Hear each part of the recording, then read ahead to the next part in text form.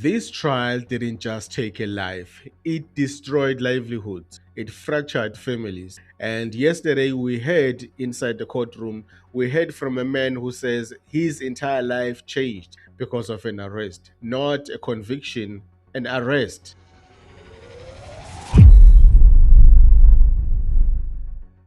Today, we're diving into a moment that many people overlook, but it reveals something deeper about the real cost of being linked to a high profile case like the Senzo Mewa trial. A man named Mr. Zondo took the stand as the first witness for Bongani Ntanzi's defense, led by advocate Ramasipile.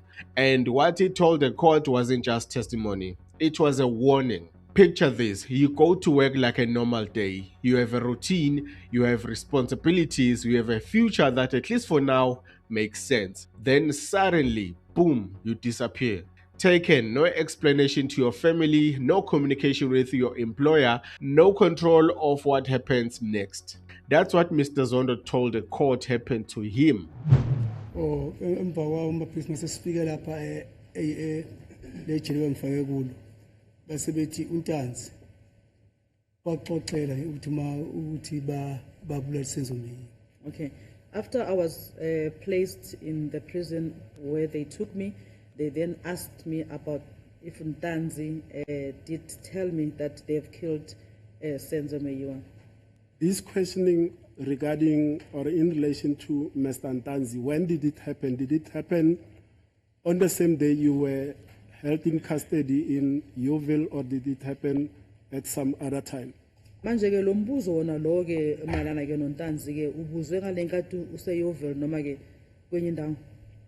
Angiseyoveni Nkosi enkantolo kwaba kushika khona kusikhathi enqabe ngisacela ukuthi ngalesikhathi I was at Yeoville, my lord, and my lord, there's something that I would like to add that I left behind. You can do so.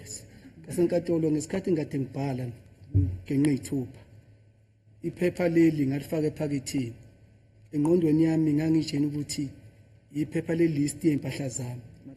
Yes. My lord, when I was giving information also when my fingerprint were taken, that document I put the same inside my pocket. In my mind, I thought maybe it's the list of my items, my clothes.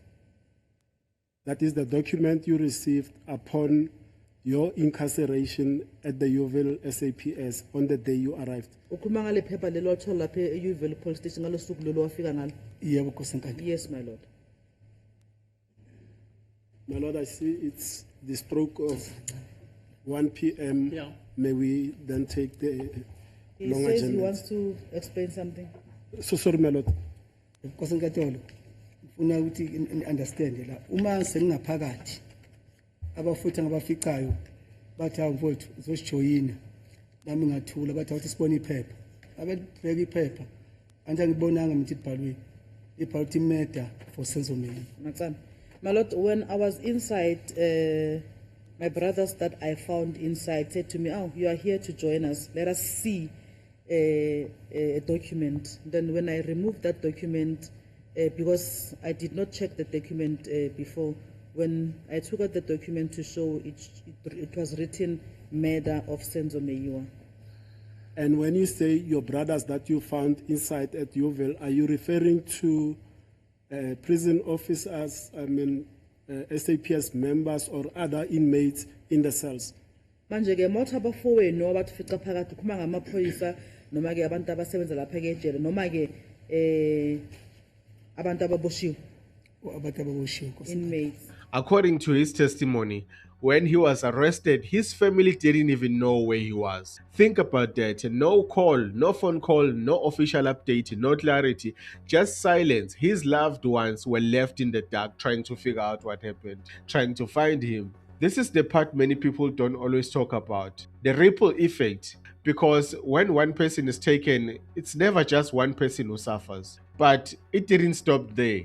Zondo says his employers became concerned. They went looking for him at his place of residence. And here is what makes it even more striking. His workplace was just 10 minutes away from where he lived. This wasn't someone distant or disconnected. He was present, he was reliable, he was part of the system until suddenly he he wasn't. Now, here is where everything changes. Zondo told the court that when he was eventually returned, he was given devastating news. His company was transitioning operations. There were movements involving Sibanye Gold Mine and Lomnin, but instead of continuing with him, they made a decision. They would not take him along. And the reason? He now had a criminal record.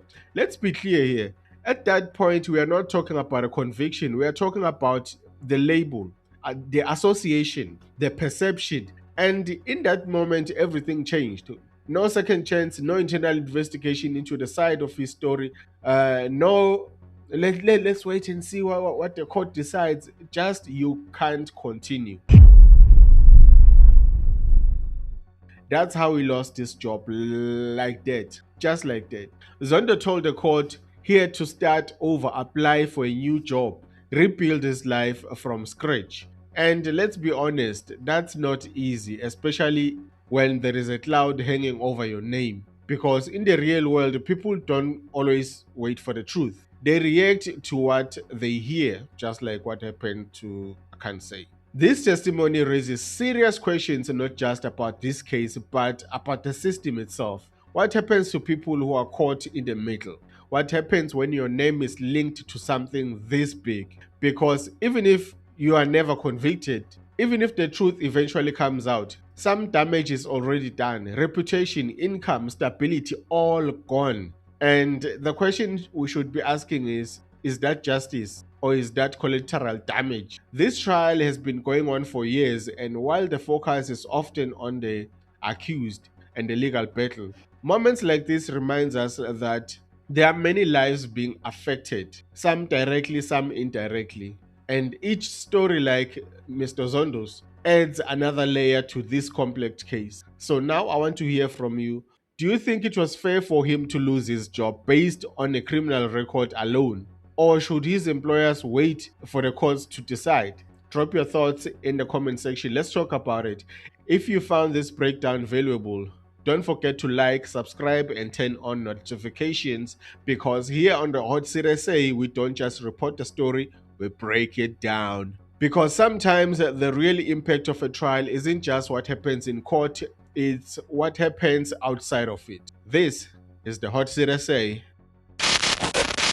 Welcome to the fire where the stakes ignite, where the questions burn hotter than the night. No escape once you're locked in the heat. This is your trial on the hot seat.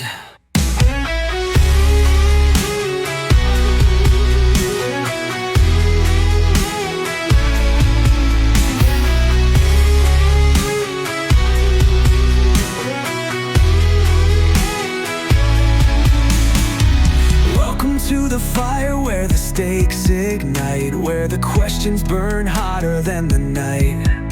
No escape once you're locked in the heat. This is your trial on the hot seat. Ticking clocks and the sweat so